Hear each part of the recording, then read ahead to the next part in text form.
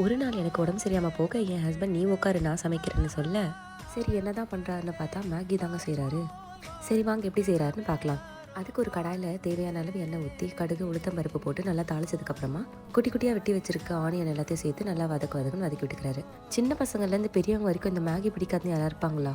அது ஏன்னே தெரில, எனக்கு ரொம்ப பிடிக்கும் மேகி.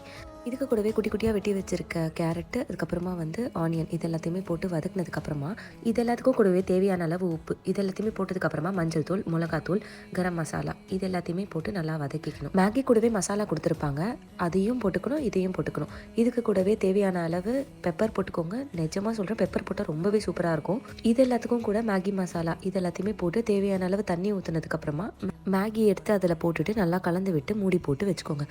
ஒரு 3 to 4 மினிட்ஸில் மேகி நல்லா வெந்ததுக்கப்புறம் எடுத்து கலந்து சர்வ் பண்ணி சூப்பரான மசாலா மேகி ரெடிங்க. இந்த வீடியோ உங்களுக்கு பிடிச்சிருந்ததுன்னா சப்ஸ்கிரைப் பண்ணி சேனலை சப்போர்ட் பண்ணுங்கள். தேங்க்ஸ் ஃபார் வாட்சிங். பாய்.